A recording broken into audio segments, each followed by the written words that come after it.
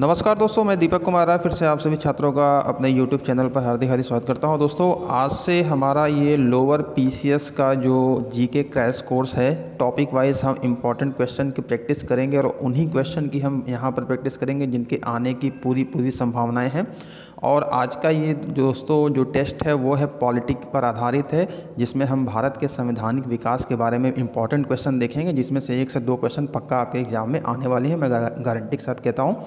उससे पहले एक छोटी सी रिक्वेस्ट आपसे करूंगा दोस्तों, मैं अनअकैडमी पर एक वेरीफाइड एजुकेटर हूँ, जहाँ पर आप सभी छात्रों के लिए इंपॉर्टेंट लेक्चर वीडियो बनते हैं, जिसका आप बिल्कुल निःशुल्क लाभ ले सकते हैं और स्टडी मटेरियल भी डाउनलोड कर सकते हैं। ये मेरी प्रोफाइल है और लिंक डिस्क्रिप्शन बॉक्स में है, वहाँ पर क्लिक करके मेरे द्वारा बनाए गए कोर्सेज का वहाँ भी निःशुल्क लाभ ले सकते हैं आप। चलिए, तो हम अपना स्टार्ट करते हैं। जीके का क्रैश कोर्स बिल्कुल नए तरीके से पढ़ेंगे हम, बिल्कुल जो भी इंपॉर्टेंट क्वेश्चन है उसका रिवीजन करेंगे। तो दोस्तों यहाँ पर देखिए, पहला क्वेश्चन आपके सामने है। भारत के संवैधानिक विकास के सभी 50 से अधिक क्वेश्चन मैं यहाँ पर लेकर आया हूँ।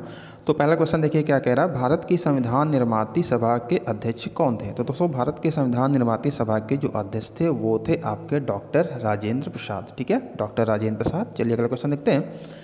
स्वतंत्र भारत की संविधान सभा के अध्यक्ष कौन थे। अब दोस्तों, जो स्वतंत्र भारत के संविधान सभा के जो अध्यक्ष थे, यहाँ भी आपके राइट आंसर हैं डॉक्टर राजेंद्र प्रसाद। ठीक है, option number B, doctor Rajendra Prasad. अगला क्वेश्चन देखते हैं।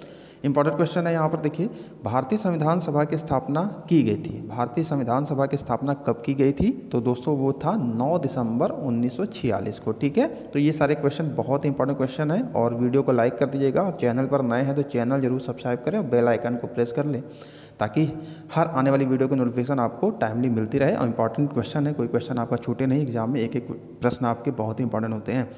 तो यहाँ पर दोस्तों देखिए, भारत की संविधान सभा का प्रथम अधिवेशन कब हुआ। ठीक है, अब यहाँ पर प्रथम अधिवेशन पूछा जा रहा है, तो वो स्थापना के साथ साथ यहाँ प्रथम अधिवेशन में देखिए 9 दिसंबर 1946 को ही हुआ। ठीक है, आगे बढ़ते हैं।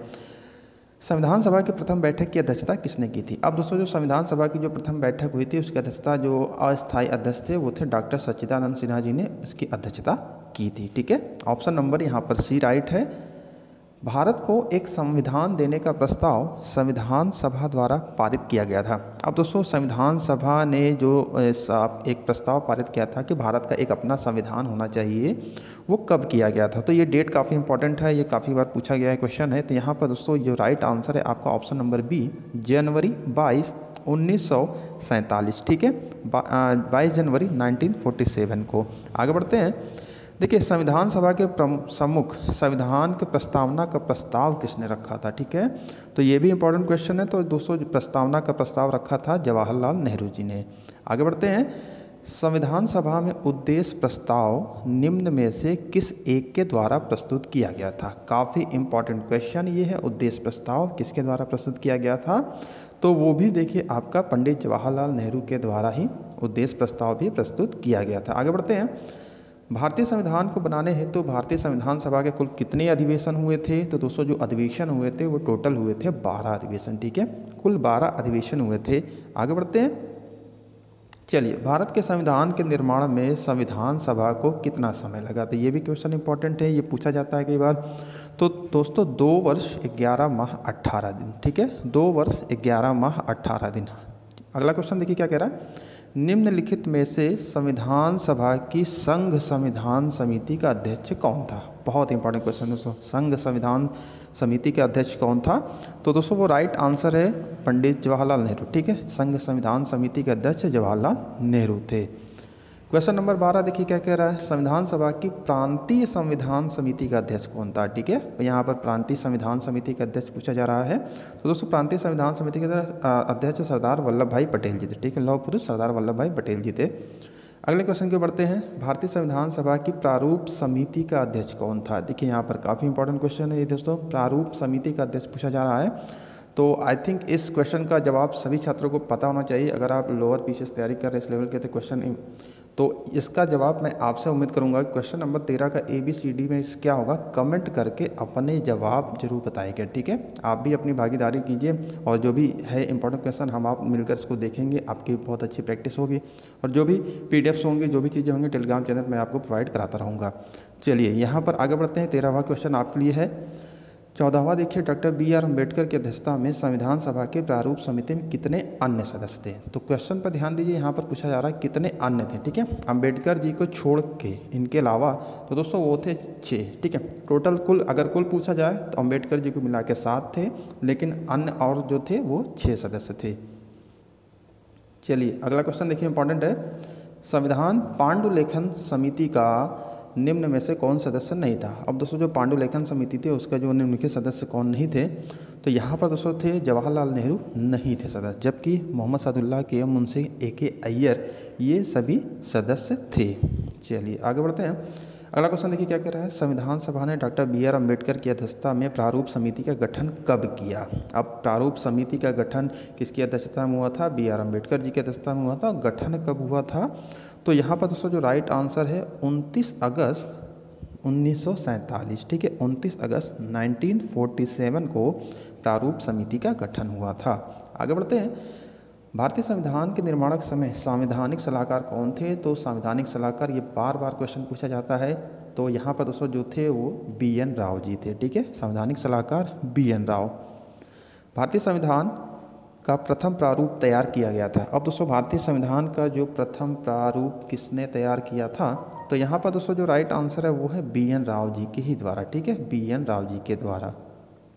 चलिए क्वेश्चन नंबर 19 देखिए क्या कह रहा है। संविधान सभा की सलाहकार समिति का अध्यक्ष कौन था। अब दोस्तों संविधान सभा की सलाहकार समिति के जो अध्यक्ष थे वो थे सरदार वल्लभ भाई पटेल जी। ठीक है, सरदार वल्लभ भाई पटेल जी। ध्यान रखिएगा, काफ़ी इंपॉर्टेंट क्वेश्चन यहाँ पर आपको मिल रहे हैं। भारत की संविधान सभा ने राष्ट्रीय ध्वज को सर्वप्रथम कब स्वीकार किया था। राष्ट्रीय ध्वज को कब स्वीकार किया था, बहुत ही इंपॉर्टेंट क्वेश्चन यहाँ पर ये है। तो दोस्तों वो है आपका 22 जुलाई 1947 को। ठीक है, 22 जुलाई 1947 को। आगे बढ़ते हैं, ये भी काफ़ी इंपॉर्टेंट क्वेश्चन है, अहम क्वेश्चन बन के आता है। केंद्र में द्वैध शासन किस अधिनियम के अंतर्गत स्थापित किया गया था। द्वैध शासन किस अधिनियम के अंतर्गत स्थापित किया गया था, तो यहाँ पर दोस्तों जो राइट आंसर है वो है कि भारत सरकार अधिनियम 1935 के अंतर्गत। ठीक है, भारत सरकार अधिनियम 1935 के अंतर्गत केंद्र में द्वैध शासन ये स्थापित किया गया था। आगे बढ़ते हैं। निम्नलिखित में से किस अधिनियम के अंतर्गत भारतीय विधान परिषद को बजट पर बहस करने की शक्ति प्राप्त हुई। भारतीय विधान परिषद को बजट पर बहस करने की शक्ति प्रदान हुई, तो दोस्तों वो था आपका भारतीय परिषद अधिनियम 1892। तो ये काफ़ी इंपॉर्टेंट क्वेश्चन है, यहाँ से ध्यान दीजिएगा। भारतीय परिषद अधिनियम 1892 के तहत बजट पर बहस करने की शक्ति भारतीय विधान परिषद को प्राप्त हुई। ठीक है, आगे बढ़ते हैं। चलिए, निम्नलिखित में से किस अधिनियम में कोलकाता में सर्वोच्च न्यायालय की स्थापना का प्रावधान किया गया था। बहुत ही इंपॉर्टेंट क्वेश्चन दोस्तों, देखिए कितने इंपॉर्टेंट क्वेश्चन यहाँ पर मैं आप लोगों को लेकर आऊँ। तो दोस्तों वो है आपका रेगुलेटिंग एक्ट 1773। ठीक है, कोलकाता में सर्वोच्च न्यायालय की स्थापना का प्रावधान रेगुलेटिंग एक्ट 1773 के तहत किया गया था। चलिए आगे बढ़ते हैं। अगला क्वेश्चन देखिए क्या कह रहा है। भारतीय विधान पालिका प्रथम बार द्विसदनी बनाई गई थी। अब दोस्तों जो भारतीय विधान पालिका थी पहली बार द्विसदनी कब बनाई गई थी, किस अधिनियम के तहत, किस एक्ट के तहत, तो यहाँ पर दोस्तों जो राइट आंसर है वो आपका ऑप्शन नंबर सी 1919 के भारत सरकार अधिनियम के द्वारा। ठीक है, याद रखिएगा 1919 के भारत सरकार अधिनियम के द्वारा प्रथम बार द्विसदनी बनाई गई थी। आगे बढ़ते हैं। राष्ट्रपति की अध्यादेश निर्गत करने की शक्ति प्रेरित है। अब दोस्तों जो राष्ट्रपति का जो अध्यादेश शक्ति है वो किस अधिनियम से प्रेरित है। ठीक है, जो उसके अध्यादेश निर्गत करने की शक्ति है, तो यहाँ पर दोस्तों जो राइट आंसर है वो है आपका भारत सरकार अधिनियम 1935। और जैसा कि आप जानते हैं भारत सरकार अधिनियम 1935 का प्रभाव संविधान के निर्माण में सबसे ज़्यादा प्रभाव इसी का पड़ा हुआ है। ठीक है, भारत सरकार अधिनियम का मैक्सिमम चीज़ें यहीं से हैं। भारत सरकार अधिनियम 1935। किस अधिनियम ने भारतवासियों को अपने देश के प्रशासन में कुछ हिस्सा लेना संभव बनाया। अब दोस्तों ऐसा कौन सा अधिनियम था जिसमें भारतवासियों को अपने देश के प्रशासन में कुछ हिस्सा लेना संभव बनाया था, तो वो था दोस्तों चार्टर एक्ट 1833। ठीक है, चार्टर एक्ट 1833, ध्यान रखिएगा, बहुत ही इंपॉर्टेंट फैक्ट। चलिए अगला क्वेश्चन देखते हैं क्या कह रहा है। भारत के संविधान में केंद्र और राज्यों के बीच किया गया शक्तियों का विभाजन इनमें से किस में उल्लेखित योजना पर आधारित है। अब दोस्तों भारत में जो केंद्र और राज्य के बीच जो शक्तियों का विभाजन है किस योजना पर आधारित है, कह सकते हैं। यहाँ पर क्या है ऑप्शन देखिए, क्या इस प्रकार के आपने प्रश्न पढ़े हैं, यहाँ पर ऐसे ही क्वेश्चन आपको मिलने वाले हैं एग्जाम में। तो यहाँ पर दोस्तों जो राइट आंसर है वो है भारत सरकार अधिनियम 1935। जैसा कि अभी मैंने पहले बताया कि इसका बहुत बड़ा इफेक्ट पड़ा है भारतीय संविधान निर्माण में 1935 का सरकार अधिनियम का। अखिल भारतीय महासंघ स्थापित करने का प्रावधान शामिल किया गया था। अब दोस्तों अखिल भारतीय महासंघ स्थापित करने का प्रावधान शामिल किया गया था, किस में किया गया था? भारत सरकार अधिनियम 1935 में। आगे बढ़ते हैं। निम्नलिखित में से किस एक अधिनियम ने भारत में संघीय शासन की व्यवस्था दी? तो ऐसा कौन सा अधिनियम था जिसने भारत में एक संघीय शासन की व्यवस्था दी? तो यहाँ पर दोस्तों जो राइट आंसर है वो भी आपका ये है, भारत सरकार अधिनियम 1935 के तहत। ठीक है, आगे बढ़ते हैं। 1935 के अधिनियम द्वारा स्थापित संघ में अवशेष शक्तियाँ किसको दी गई? अब दोस्तों जो स्थापित था संघ में अवशेष शक्तियाँ किसको दी गई हैं? तो अवशेष शक्तियाँ दोस्तों जिसको दी गई हैं वो है आपका यहाँ पर option number C, governor general को। ठीक है, 1935 के अधिनियम द्वारा ये स्थापित हुआ था, उसमें अवशेष शक्तियाँ गवर्नर जनरल को दी गई थी। चलिए आगे बढ़ते हैं। निम्नलिखित अधिनियमों में से किस अधिनियम के फलस्वरूप वर्मा भारत से अलग हुआ? ऐसा कौन सा अधिनियम था जिसके तहत वर्मा को भारत से अलग किया गया था? काफ़ी इंपॉर्टेंट क्वेश्चन है। तो यहाँ पर दोस्तों देखिए जो राइट आंसर है वो है आपका government of India act 1935, Bharat शासन अधिनियम 1935 के तहत वर्मा को अलग किया गया था। Next question. एक निर्वाचित संविधान सभा द्वारा भारत के संविधान का निर्माण करने का प्रस्ताव किया गया था। अब दोस्तों निर्वाचित संविधान सभा भारत के संविधान का निर्माण करने का प्रस्ताव किया गया था, किसके तहत किया गया था? तो वो था दोस्तों क्रिप्स मिशन द्वारा। ठीक है, क्रिप्स मिशन द्वारा ये प्रस्ताव किया गया था। कैबिनेट मिशन योजना के अंतर्गत संविधान निर्माती परिषद में प्रत्येक प्रांत को आवंटित सदस्य संख्या निर्धारित करने के लिए एक प्रतिनिधि कितनी जनसंख्या के अनुपात में था? चलिए काफ़ी इंपॉर्टेंट क्वेश्चन है। तो जो दोस्तों जो एक प्रतिनिधि था उसकी कितनी जनसंख्या का वो प्रतिनिधित्व करता था, किसके अनुपात में था? तो यहाँ पर दोस्तों जो राइट आंसर है 10 लाख व्यक्ति। ठीक है, ऑप्शन नंबर बी 10 लाख व्यक्ति। नेक्स्ट क्वेश्चन को बढ़ते हैं। भारतीय संविधान सभा का गठन किया गया था। अब दोस्तों जो भारतीय संविधान सभा का गठन किया गया था वो था आपका देखिए कैबिनेट मिशन योजना 1946 के अंतर्गत। ठीक है, कैबिनेट मिशन 1946 के अंतर्गत आपका भारतीय संविधान सभा का गठन किया गया था। आगे बढ़ते हैं। 1946 में निर्मित अंतरिम सरकार में कार्यपालिका परिषद के उप सभापति थे। अब दोस्तों 1946 में जो अंतरिम सरकार बनी थी उसमें कार्यपालिका परिषद के जो उप सभापति थे वो कौन थे? तो यहाँ पर दोस्तों जो राइट आंसर है वो जवाहरलाल नेहरू। ठीक है, option number A Jawaharlal Nehru. निम्नलिखित में से कौन अगस्त 1946 ईस्वी में गठित प्रथम अंतरिम राष्ट्रीय सरकार का सदस्य नहीं था? अब दोस्तों ऐसा कौन सा नहीं थे मेंबर जो उसमें नहीं थे? तो यहाँ पर दोस्तों जो राइट आंसर है वो है डॉक्टर एस राधाकृष्णन नहीं थे, जबकि राजगोपालचारी जी, राजेंद्र प्रसाद सिंह, जगजीवन राम जी थे। ठीक है, आगे बढ़ते हैं। क्वेश्चन नंबर देखिए क्या कह रहा है 37 पे, भारत के लिए संविधान की रचना हेतु संविधान सभा का विचार निम्नलिखित में से सर्वप्रथम किसने प्रस्तुत किया था? तो दोस्तों जो संविधान सभा का विचार जिसने सर्वप्रथम प्रस्तुत किया था वो राइट आंसर है स्वराज पार्टी ने 1934 में। ठीक है, इंपॉर्टेंट क्वेश्चन है, ध्यान से देखिएगा इसको। स्वराज पार्टी। क्वेश्चन नंबर 38 दोस्तों देखिए क्या कह रहा है। भारत के संविधान का प्रारूप तैयार करने वाली संविधान सभा के सदस्यों को कहाँ से नामित किया गया था? ठीक है, तो ऑप्शन देखिए यहाँ पर ध्यान से। तो यहाँ पर दोस्तों जो राइट आंसर है वो है आपका विभिन्न प्रांतों की विधानसभाओं द्वारा इनको चुना गया था। ठीक है, भारत के संविधान का प्रारूप तैयार करने वाले संविधान सभा के सदस्यों को विभिन्न प्रांतों की विधानसभाओं द्वारा चुना गया था। आगे बढ़ते हैं, देखते हैं संविधान सभा में सदस्यों का चुनाव कैसे हुआ था। अब दोस्तों जो संविधान सभा में जो सदस्य चुन के आए थे उनका चुनाव हुआ कैसे था? तो दोस्तों उनका जो चुनाव हुआ था प्रांतीय सभाओं द्वारा। ठीक है, प्रांतीय सभाओं द्वारा इनका चुनाव हुआ था। संविधान सभा के चुने हुए स्थायी अध्यक्ष कौन थे? अब दोस्तों जो संविधान सभा के जो स्थायी अध्यक्ष थे सर्वप्रथम तो देखिए अस्थायी सच्चिदानंद सिन्हा जी थे, लेकिन उसके बाद उनको किया गया डॉक्टर राजेंद्र प्रसाद जी को। ठीक है, ये है। आगे बढ़ते हैं, अगला क्वेश्चन देखते हैं।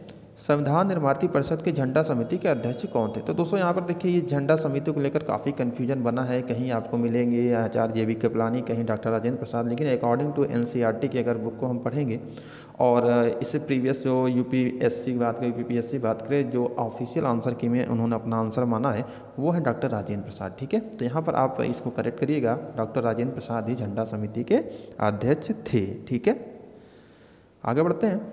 भारत का संविधान पूर्ण रूप से तैयार हुआ था। भारत का संविधान पूर्ण रूप से कब तैयार हुआ था? तो दोस्तों जो पूर्ण रूप से आपका तैयार हुआ था 26 नवंबर 1949 को। ठीक है, ये तैयार हुआ था और लागू हुआ था 26 जनवरी 1950 को ही।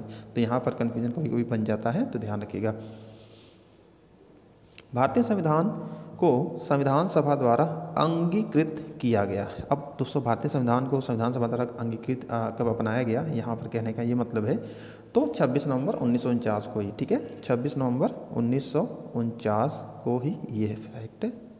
अब यहाँ पर क्वेश्चन देखिए दोस्तों 45 क्या कह रहा है, भारतीय संविधान कब लागू हुआ? ठीक है, 26 नवंबर 1949 को तो अपनाया गया और लागू आपका हुआ था 26 जनवरी 1950 को। ठीक है, तो सभी क्वेश्चन हमको देखकर चलना है। यहाँ पर भारतीय संविधान को अपनाया गया था। अब दोस्तों भारतीय संविधान को अपनाया किसके द्वारा गया? तो वो था आपका संवैधानिक सभा द्वारा। ठीक है, भारतीय संविधान को संविधान सभा के द्वारा अपनाया गया था। भारतीय संविधान को 26 नवंबर 1949 को किसके द्वारा अधिनियमित किया गया था? तो जो दोस्तों 26 नवंबर 1949 को जो अधिनियमित किया गया था वो संविधान सभा के द्वारा ही।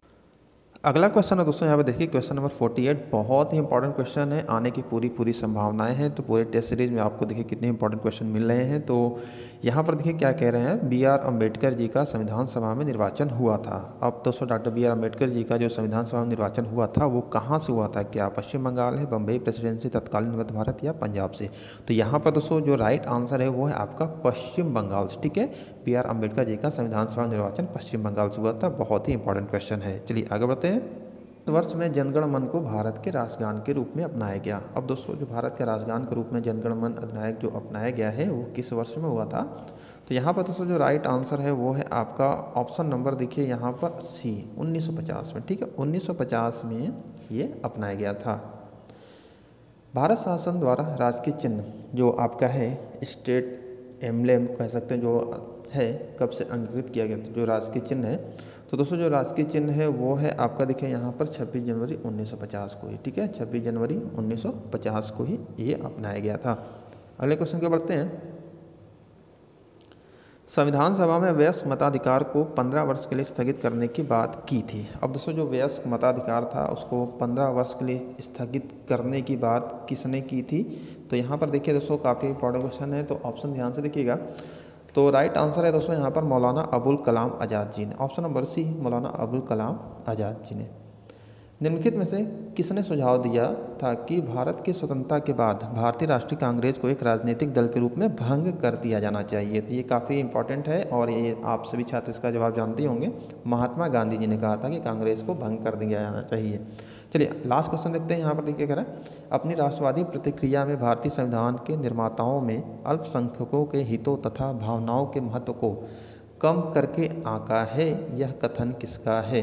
तो दोस्तों यहाँ पर देखिए यह जो कथन है वो है आपका option number D, Ivor Jennings का। ठीक है, ये कथन से भी इंपॉर्टेंट क्वेश्चन बनते हैं। तो दोस्तों यहाँ पर देखा आपने 50 प्लस अधिक क्वेश्चन मैंने आपको यहाँ पर भारतीय संविधान सभा के संवैधानिक विकास संबंधी दिखाए हैं, काफ़ी इंपॉर्टेंट क्वेश्चन मिले हैं। और ऐसे ही ये जीएस की जीके की जो क्रैश कोर्स की सीरीज है टॉपिक वाइज आपको चलती रहेगी, क्योंकि आपका जो एग्ज़ाम है काफ़ी इंपॉर्टेंट क्वेश्चन की प्रैक्टिस कराना यहाँ पर मेन मोटिव है यहाँ पर, और जो हमारा प्रयास है कि आप अधिक से अधिक अंकों से अपने लक्ष्य को प्राप्त करें, और यही मोटिव है और कुछ नहीं। और आपसे बस यही रिक्वेस्ट है कि वीडियो को रेगुलर वॉच करिए और मैक्सिमम हो सके तो अपने दोस्तों मित्रों में भी ज़रूर शेयर कर दिया करिए, ताकि उनको भी इसके बारे में पता चल सके।